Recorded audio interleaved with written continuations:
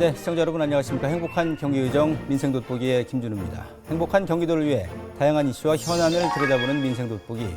오늘은 무더운 여름철 다양한 사고가 많이 발생하고 있는 가운데 이 경기도의 여름철 재난재해 대책은 무엇인지 살펴보는 시간 준비했습니다. 오늘 함께해 주실 두 분의 경기도의회 의원분들 소개해드리죠. 먼저 동두천시의 김동철 의원 나오셨습니다. 안녕하세요. 네, 반갑습니다. 네, 반갑습니다.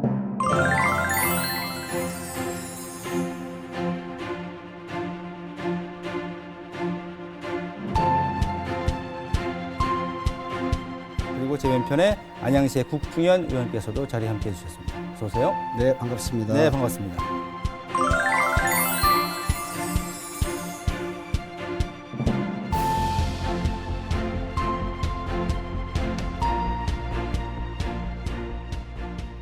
네, 본격적인 논의에 앞서서 두 분 의원분들의 최근의 근황을 한번 들어보도록 하겠습니다.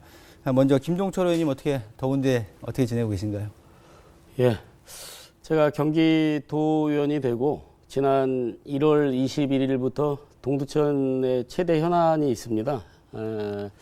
재생병원이 25년 동안 공사를 해놓고 방치만 돼 있어서 제가 5개월 동안 계속 1인 시위를 해서 지난 7월 12일 날 공사를 재개하겠다고 이사회에서 결의를 했습니다. 그것을 위해서 시간을 좀 제가 많이 할애를 했고요. 네. 또 동두천 같은 경우에 균형 발전을 위해서 지난번에 경기도에서 460억 원을 제가 확보를 했습니다. 그래서 동두천에 생존 수영장이라든지 여러 가지 현안 사업이 원활히 이루어질 수 있도록 열심히 뛰고 있습니다. 네, 지역구 활동을 아주 의미 있게 해 두셨고요.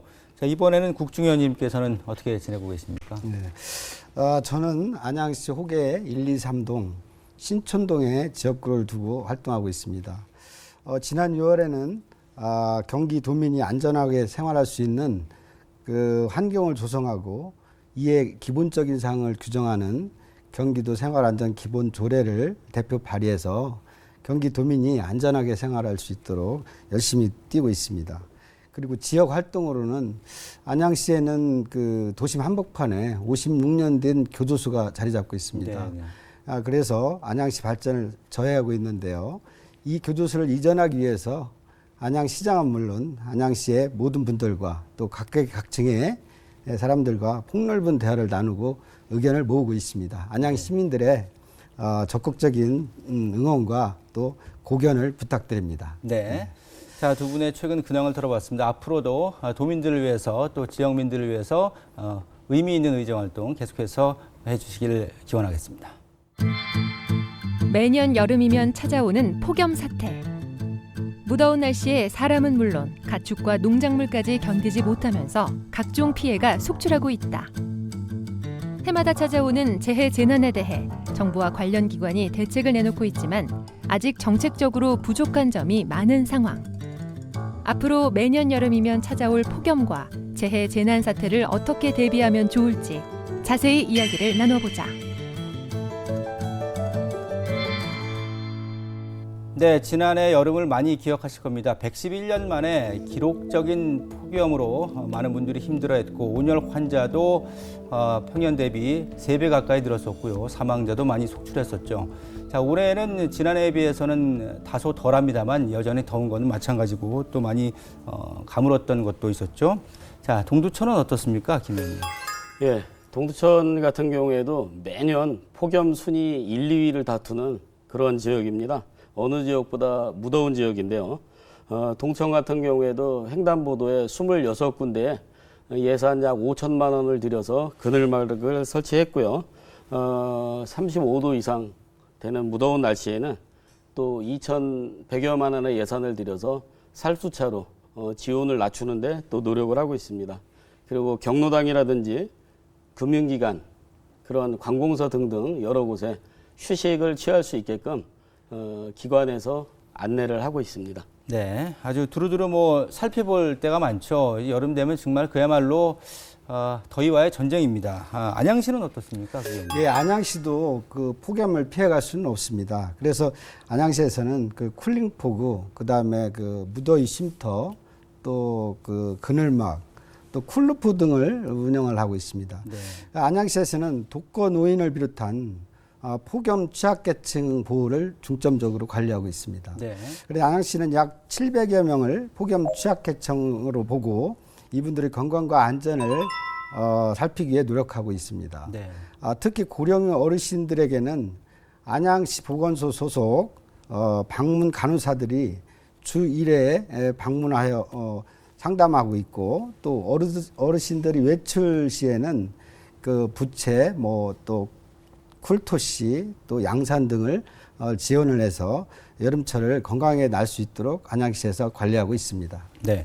좀 전에 말씀해 주신 것 중에 쿨루프 관련해서 잠시 언급을 해 주셨는데 이게 지금 제대로 경기도에서 지원이 시작이 된 건가요, 본격적으로? 네, 그렇습니다. 그 쿨루프는 그 지붕에 그 백색 페인트를 칠해서 그 태양열을 반사시켜서 도시의 온도를 낮추는 효과를 가지고 있는데요. 네. 그래서 안양시에서 주로 이 쿨루프를 운영함으로써 많은 효과를 보고 있습니다. 네.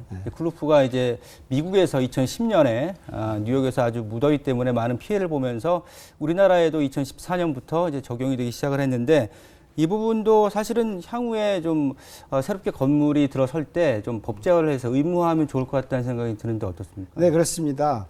그 도시를 깨끗하고 청결하게 하는 목적도 있지만 네. 도시의 온도를 1, 2도가량 낮출 수 있는 연구 결과가 있습니다. 예. 그래서 적극적으로 활용하는 방안을 모색해 보는 게 바람직할 것 같습니다. 예, 예. 자, 그리고 이제 지난해 워낙에 덥다 보니까 지난해 9월 18일부로 관련법이 개정이 됐습니다. 바로 재난 및 안전관리 기본법이 개정이 됐습니다.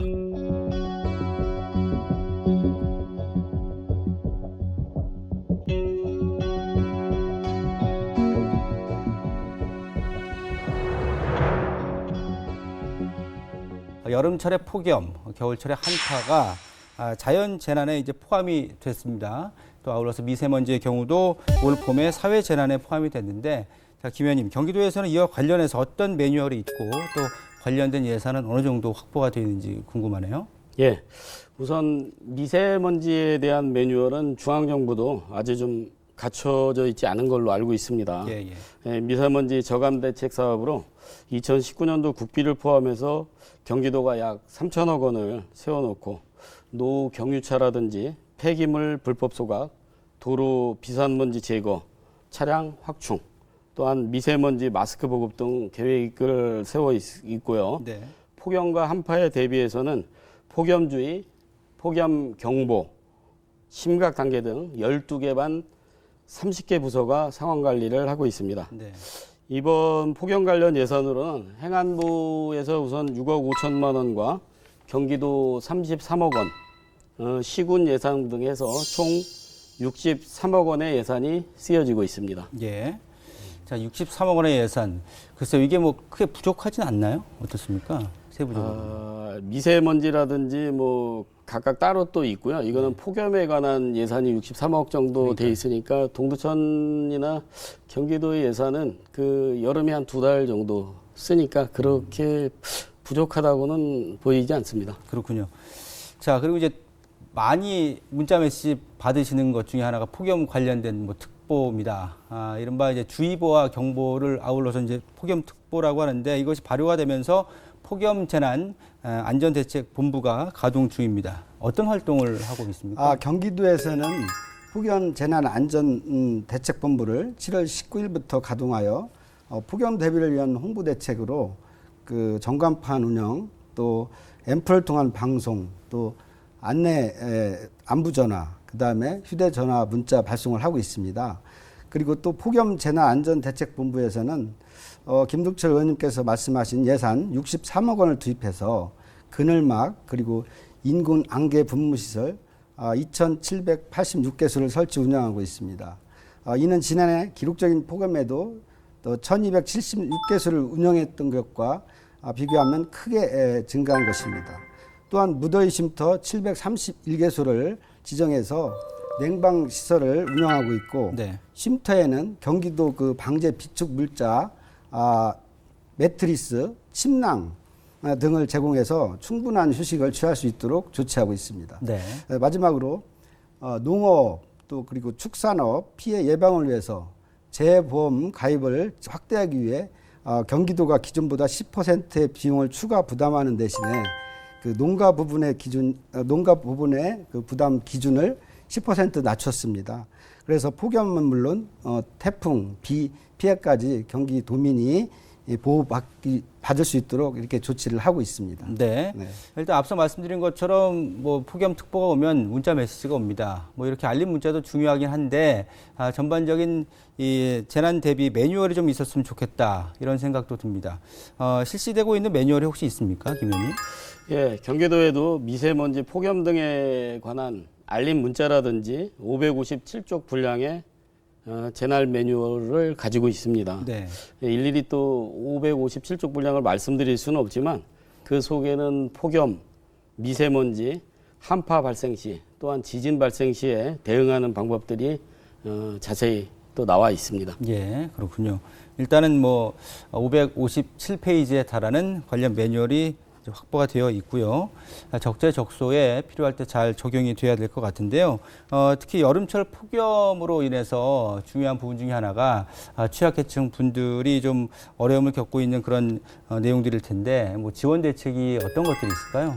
경기도 전체로 보면 독거노인 4만 명, 또 기초생활수급자 약 5만 명 등을 모두 9만여 명을 폭염 취약계층으로 보고 맞춤형 관리를 실시하고 있습니다. 네.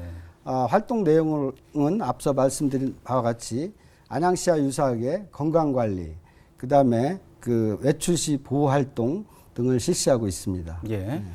자, 사실 복지 사각지대에 있는 도민들을 찾아내는 것이 그렇게 또 생각만큼 쉽지 않을 수도 있습니다. 김 의원님, 확실히 이 부분에 대해서는 좀 어떻게 진행되는지 궁금하네요.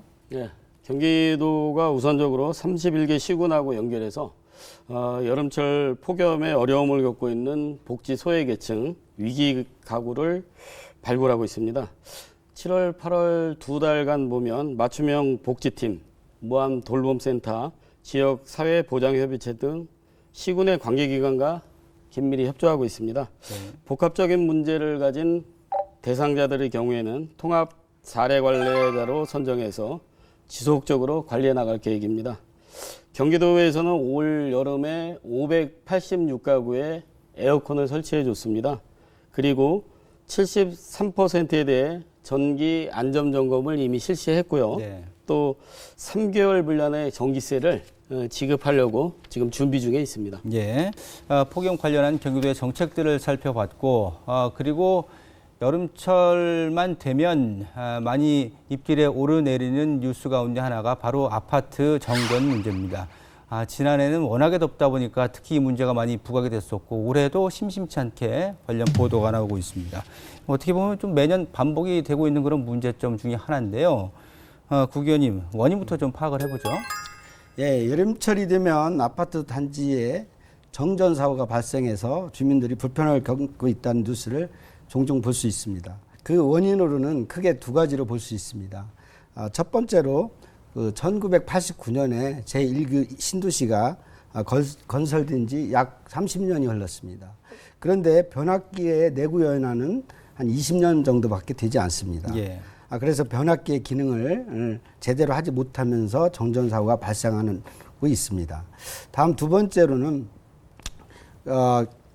건설 당시에 그 전기 설계의 기준이 가구당 1, 2kg였습니다. 그런데 지금 현재는 3, 4kg로 기준이 강화되었습니다. 네. 그래서 변압기가 그 전기 사용 용량을 제대로 감당하지 못해서 네. 변압기의 용량이 부족하면서 정전사고가 발생하고 있습니다. 예. 한전에 따르면 전기를 안전하게 사용하기 위해서는 그 정기적으로 시설을 점검해 주는 것도 중요하지만은 그 노후 시설들을 교체해 주는 것이 무엇보다도 중요하다고 말하고 있습니다. 예. 그래서 일부 시군의 경우 노후 변압기를 교체해 주기 위한 예산을 지원하고 있지만 네. 그 단계별로 수천만 원이 들어가는 비용을 충당하기에는 예산이 충분치 않고 또 아파트에 살지 않는 주민들이 형평성 문제 때문에 신중한 검토가 필요하다고 생각됩니다. 예. 연결해서 여쭙죠. 그 관련 대책 가운데 하나가 결국은 실질적으로 이제 변압기 교체가 될 텐데 글쎄요, 경기도 차원에서는 어떤 대책이 있을까요? 예, 한여름에 폭염에 대한 사고는 가히 뭐 죽음이라고 생각할 수 있을 정도로 예. 굉장히 폭염이 무서운데요. 우리 국 의원님 말씀대로 한 20년에서 25년 정도 된 노후 아파트의 변압기는 반드시 미리 좀 갈아줘야 되는데 그렇게 못하는 것 같아요. 15년 미만 된 아파트보다 이 사고율이 7.4배 높다고 합니다. 그래서 이러한 정전사고가 자주 일어나는데 네. 경기도 차원의 대책은 아직도 마련되어 있지 않습니다. 솔직히 얘기해서. 예, 또 예. 아파트 내 전력 설비는 한전의 소유도 아니고 주민들의 소유가 되어 있습니다. 그렇죠. 예. 그 내구 연한의 기록과 의무적으로 교체하는 제도적인 장치 마련이 시급하다고 보입니다. 네. 저희 안전행정위원회에서는 이 문제를 다뤄서 하루빨리 변압기를 포함한 전기 시설에 대해 안전 대책이 마련되도록 제도화하는 데 노력하겠습니다. 예. 일단 그 관련해서 변압기 자체가 이제 그 아파트 주민들 소유라는 것에서부터 좀 고민의 출발점이 되는 것 같습니다. 이후에 어떻게 그 지자체와의 어떤 대책 마련과 연계시키느냐 이 부분에 대한 고민이 좀 필요할 것 같고. 자, 그리고 이제 폭염도 폭염입니다만은 뭐 태풍을 비롯해서 이제 홍수도 여름철에 또 고민거리 중에 하나입니다. 사실 불보다 물이 무섭다라는 말을 많이 하잖아요. 이 태풍으로 인한 집중호우 또 국지성 호우로 인해서 많은 피해가 발생을 하고 있는데 이에 대한 대안 마련도 시급해 보입니다. 후계님 어떻습니까? 네. 집중호우도 폭염과 마찬가지로 그 재난안전대책본부를 가동해서 비상대책 체제를 갖추고 있습니다. 그리고 또한 지난 7월 19일에는 행정 일부 부지사 주관으로 해서 31개 시군 부단체장 영상회의를 통해서 태풍에 따른 대응 상황을 점검하고 했습니다. 예. 그다음에 재난안전대책본부는 집중호우에 따른 인명피해를 최소화하기 위해 24개 그 시원의 하천 주변에 인명피해 우려지역 265개소에 대한 현장 수찰을 강화하고 또 배수펌프장 210개소에 대해서도 사전 점검을 실시하는 등 도민의 피해를 줄이기 위해서 현장 중심의 그 대응 체계를 구축하고 있습니다. 예. 앞으로 태풍 집중호우에 대한 위험이 해소되는 추석 무렵까지 그 산간 지역 그리고 하천변 등을 위치한 야영지와 그 차량 침수 우려 지역에 대한 집중 관리, 그다음에 재난 및 비상 상황을 신속하게 전파할 수 있는 마을의 앰프, 그다음에 전광판 등도 점검해서 만약의 사태에 대비해서 철저하게 준비하도록 하고 있습니다. 네, 이 관련 기관에서는 아직까지 이제 태풍이 남아 있기 때문에 좀 더 긴장을 늦추지 말고 만전의 준비 태세를 갖춰 주시기를 당부드리겠고요. 자, 동두천의 경우에는 이제 하천 관리에 또 많은 신경을 쓰고 있다고 들었어요. 예, 동두천 같은 경우에 신천이 있습니다. 매년 신천이 범람을 했는데 네. 특히 96년 또 99년 한 20년간 물난리를 겪어온 지역입니다. 예. 저 같은 경우에도 크게 한 서너 번 추억 기억이 있는데요. 그 옛 추억에 대한 앨범이 물난리로 인해서 다 없어질 정도입니다. 예. 이 정도로 굉장히 어려운 지역인데요. 이번에 저희가 15개 빗물 펌프장을 또 설치를 했고요. 예. 신천의 수위 조절을 위해서 2013년부터 총 사업비 600억 원을 들여 현재 한 100억 원 정도 투입을 해서요. 예. 하천 정비 사업을 하고 있습니다. 이재명 도지사께서도 얼마 전에 국가와 노력을 해서 신천이 국가천으로 승격이 되게끔 합의를 받습니다. 내년부터는 신천이 또 국가천이 되거든요. 그래서 뭔가 관리가 좀 더 잘 되어지지 않을까 생각을 하고요. 앞으로는 빗물 펌프장이라든지 신천이 국가천이 되고 또 하천 정비 사업이 완벽하게 되면은 동두천에도 그러한 홍수 피해가 없어지지 않을까 그렇게 생각이 듭니다. 네. 자, 그리고 이제 또 한 가지 생각해 볼 문제가 여름철 폭염 때 힘든 분들 중에 소방대원 분들을 또 빼놓을 수가 없겠죠. 얼마 전에도 안성공장에서 불이 나면서 또 안타깝게 소방관 한 분이 순직도 하셨는데 여름철 소방대원 분들을 위한 정책, 대책들도 좀 필요해 보이거든요. 어떤 게 있습니까? 여름철에는 화재가 그 많이 없을 것이라고 생각하는데 네. 오히려 그 에어컨 실외기, 선풍기 그리고 그 더위로 인한 장비 등의 과열로 인해서 화재 출동이 빈번하게 일어나고 있습니다. 지난 8월 5일에 파주의 한 전자상가 건물에서 화재가 발생했는데요. 네. 소방관 한 명이 그 어지럼증을 호소해서 병원으로 이송되었습니다. 그날 그 화재가 발생한 5일 파주 지역 낮 최고 기온이 34.4도씨였습니다. 네. 그리고 폭염 경보까지 발효되었던 날이었습니다. 그러나 날씨와 상관없이 소방관들이 현장에 출동하면 한 20kg의 장비를 착용하고 또 그 방화복까지 착용하기 때문에 그 체감 온도는 약 50도에 달합니다. 예. 이런 50도에 달하는 체감 온도를 가지고 또 화재 진압까지 함으로써 굉장히 많은 그 부담감을 느끼고 활동하고 있습니다. 예. 이렇게 화재 진압을 하고 나서 충분한 휴식이 필요한데 휴식을 취하지 못하고 대부분 바로 출동하는 경우가 많이 있습니다.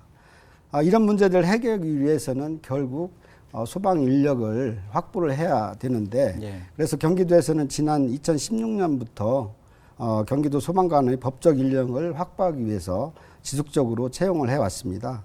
그래서 지난해에는 약 802명을 채용했고 올해는 911명을 선발할 예정에 있습니다. 예. 우리 소방관 여러분들 힘내시기 바랍니다. 예. 결국 이제 핵심은 소방 인력의 확보 지금 잘 충원이 되고 있다라고 말씀을 해주셨고요.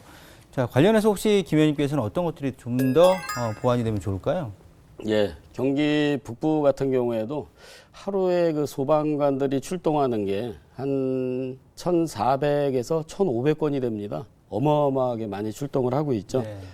굉장히 업무에 시달리고 있는 그런 소방관들인데요. 이번에도 안성 화재 사고를 보면 참 안타까운 사고입니다. 국민의 생명을 지키기 위해서 최일선에서 위험을 무릅쓰고 활동하다가 안타까운 생명을 잃었습니다. 네.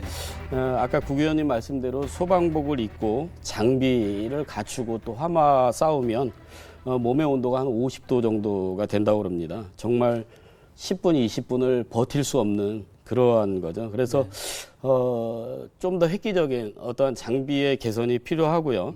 현재 경기도는 8,600여 명의 소방관이 활동을 하고 있는데요. 네.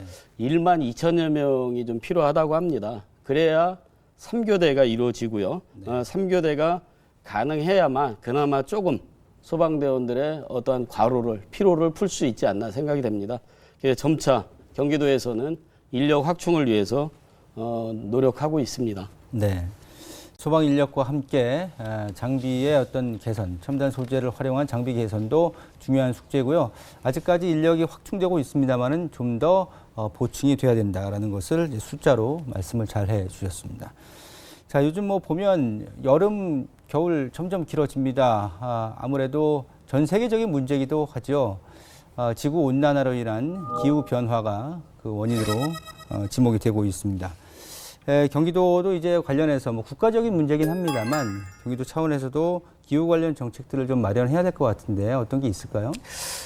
기후 변화는 그 경기도나 우리나라의 힘만으로는 해결할 수 없는 자연의 변화 현상입니다. 예.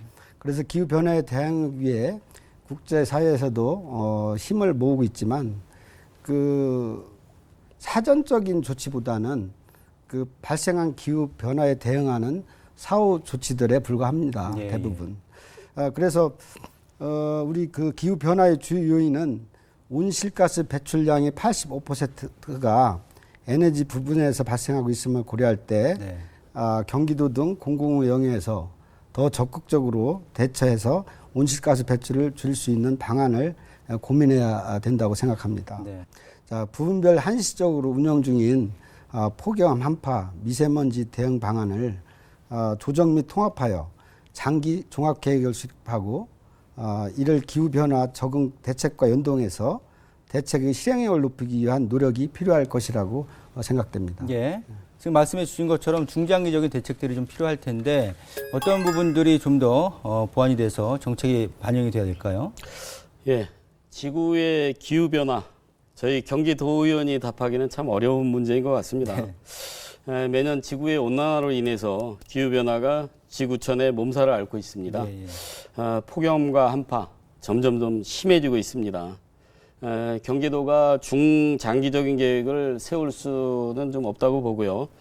국제기구의 기준에 따라서 국가와 경기도가 온실가스 배출량을 줄이고 네. 또 환경을 보호하는 데 적극 동참하는 길이 최선이라고 생각을 합니다. 예, 예. 근데 어쨌든 뭐 이 이산화탄소 배출량을 줄이고 온실가스 감축 이것이 우리가 할 수 있는 사후적인 가장 현실적인 대안 조치가 아닌가 생각이 됩니다.